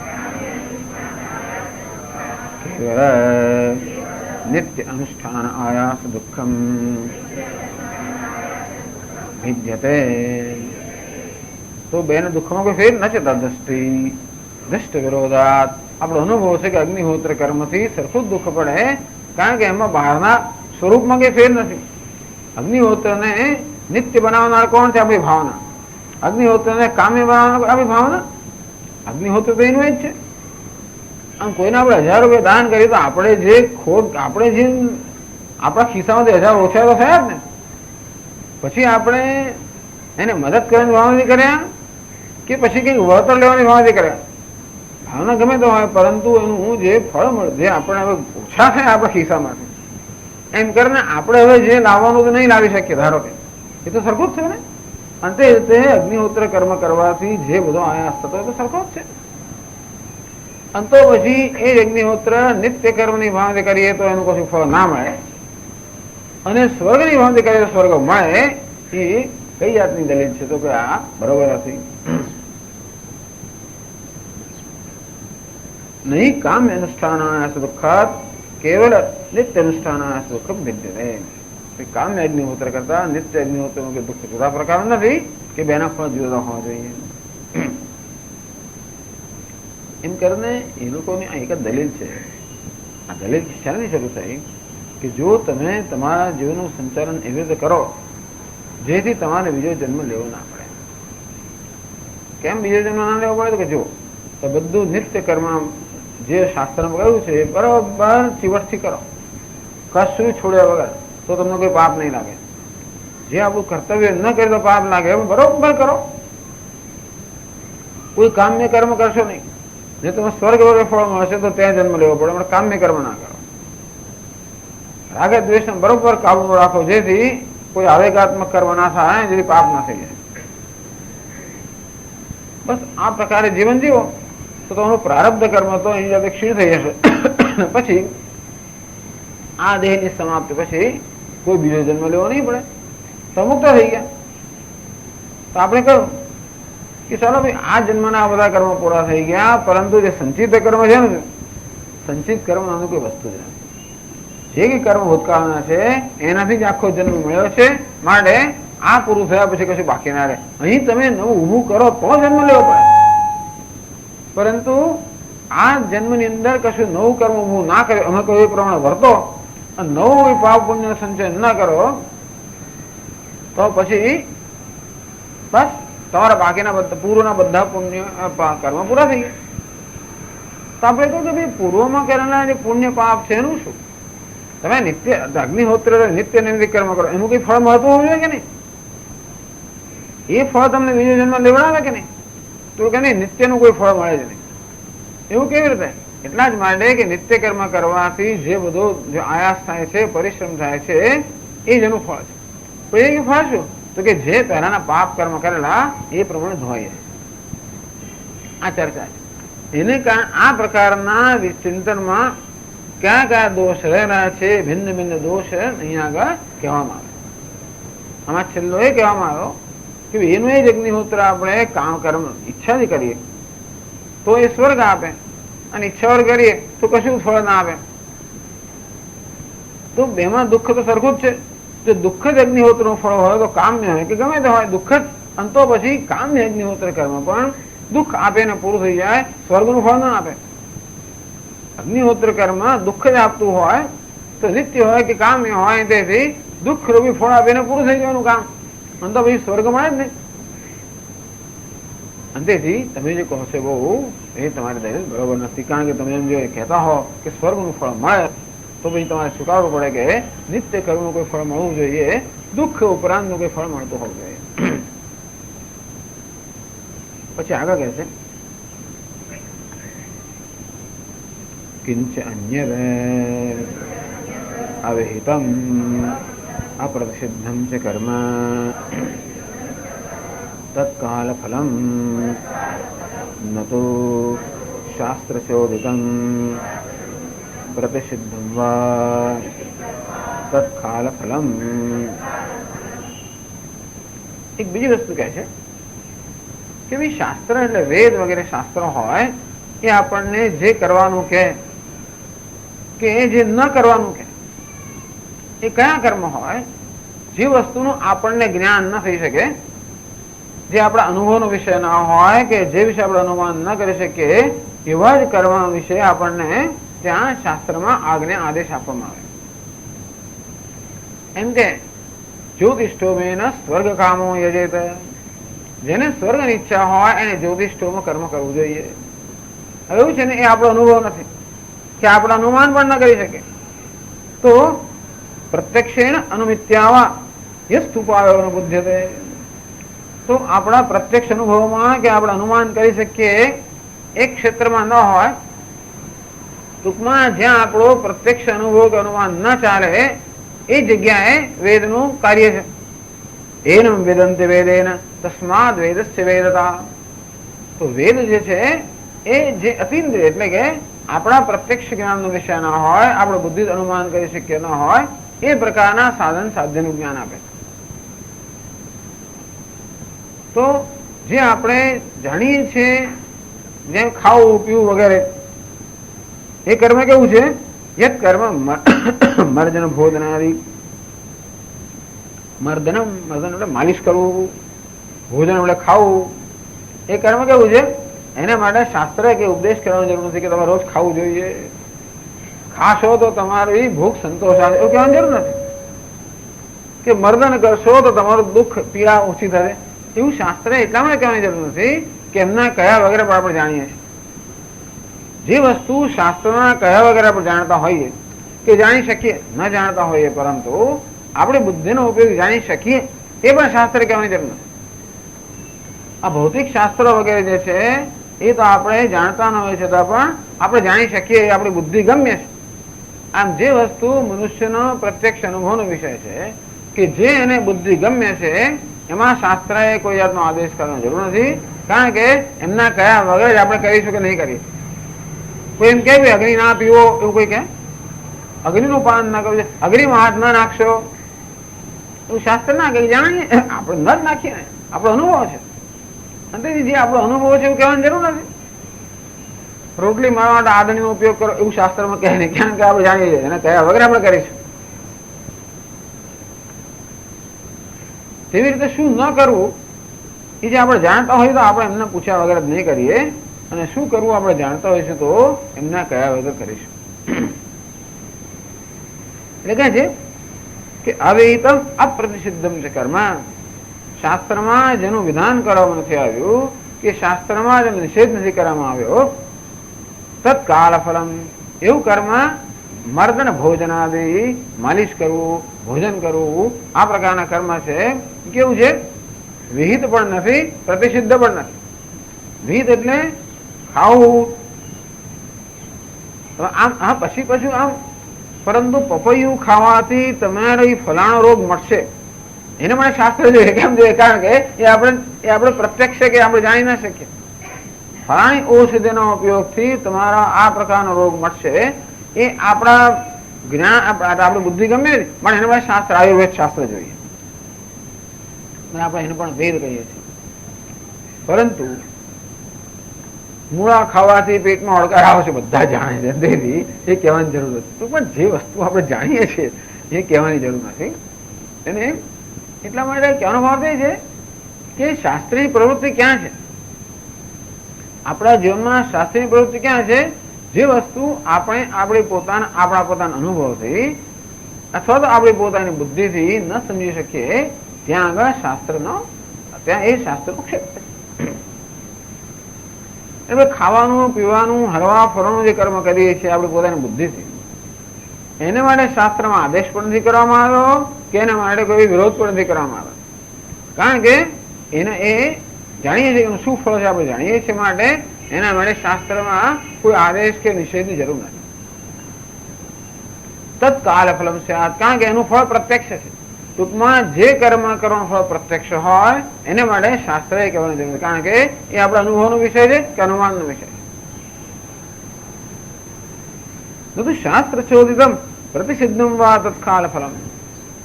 પણ શાસ્ત્રમાં જેનું વિધાન કરવામાં આવ્યું કે તમારે રોજ અગ્નિહોત્ર કર્મ કરવું જોઈએ, ત્રિકાળ સંધ્યા કરવી જોઈએ, અથવા આ કર્મથી સ્વર્ગ પ્રાપ્તિ થાય, આ બધું જે છે એ આપણે પ્રત્યક્ષ અનુભવનો વિષય પણ નથી કે બુદ્ધિ ગમ્ય નથી. એટલે શાસ્ત્ર કયા પ્રકારના કર્મનો આપણને આદેશ આપે જેનું ફળ દૃષ્ટ અર્થાત પ્રત્યક્ષ અનુભવનો વિષય ન હોય, જે ભવિષ્યમાં મળવાનું હોય, જેમ કે સ્વર્ગ વગેરે. અથવા નિષેધ પણ શાનો કરે? જે નિષેધ આપણને પણ બુદ્ધિગમ્ય ના હોય. આમ આપણે જાણીએ છીએ કે ભાઈ આપણે અગ્નિમાં હાથ મૂકીએ તો હાથ બળી જવા માટે શાસ્ત્ર એનો નિષેધ કરવાનો જરૂર કે અગ્નિમાં હાથ ના મૂકો. પણ કલમ જમને ભક્ષે, કેવી સુરામ ન પીવે, તમારે દારૂ ન પીવું જોઈએ.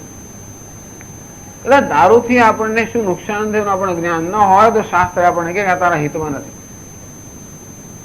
તો જે કર્મ કરવાથી આપણને શું લાભ થાય કે શું નુકસાન થાય એનું જ્ઞાન આપણને ન હોય, આપણા અનુભવનો વિષય ન હોય કે આપણા અનુમાનનો વિષય ન હોય, એ માટે શાસ્ત્રનો વિધિ કે નિષેધ હોય. ટૂંકમાં શાસ્ત્રમાં જે કર્મ વિધાન કરવામાં આવ્યું હોય કે જેનો નિષેધ કરવામાં આવ્યો હોય એ કેવું હોય? અદૃષ્ટ ફળનું. તાત્કાલિક ફળ આપનારું ના હોય પણ ભવિષ્યમાં ફળ આપનારું હોય. જે તાત્કાલિક ફળ આપનારું છે એ આપણા અનુભવનો વિષય હોવાથી શાસ્ત્રએ એનો વિધિ નિષેધ કરવાની જરૂર નથી, પણ જે ભવિષ્યમાં ફળ આપનારું હોય એના માટે વિધિ નિષેધની જરૂર. કર્મ એ છે કે નિત્ય કર્મ અગ્નિહોત્રાદિ કરવાથી તો તત્કાળ દુઃખ મળે છે ને, તો એ તાત્કાલિક ફળ આપનારું જે કર્મ છે અગ્નિહોત્રાદિ એના માટેનું વિધાન કરવા શાસ્ત્ર જરૂર ના પડે. અગ્નિહોત્રાદિ કર્મનું કોઈ અદૃષ્ટ ફળ હોય તો શાસ્ત્રની પ્રવૃત્તિ હોય, માત્ર અદૃષ્ટ ફળ હોય તો શાસ્ત્રની પ્રવૃત્તિ ના. એની પછી હેતુ છે. પછી કહે છે આગળ, હવે યદિ તદા સ્વર્ગાદિષુ અપી અદૃષ્ટ ફલ શાસને ચ ઉદ્યમો ન સ્યાત. હવે ટૂંકમાં શાસ્ત્ર જે આપણને આદેશ કરે છે એનું ફળ જો તરત મળી જતો હોત તથા સ્વર્ગ આદિષુ અપી અદૃષ્ટ ફલ શાસને, અંતો પછી સ્વર્ગ વગેરે જે મૃત્યુ પછી મળવાના છે, જે આપણા અનુભવનો વિષય નથી, એના વિશે શાસ્ત્રએ કશું કહેવાનું હોતું જ નહીં. શાસ્ત્રની પ્રવૃત્તિ પણ જો દૃષ્ટ ફળ તાત્કાલિક ફળ મળે એ પ્રકારના કરવામાં હોત તો પછી જે તત્કાળ ફળ નથી આપતા એવા અગ્નિહોત્રાદિ કર્મ જેનું ફળ મૃત્યુ પછી મળે કે ભવિષ્યમાં મળે, બીજા જન્મ મળે, એ પ્રકારના કર્મ વિધાન કરવામાં કે જે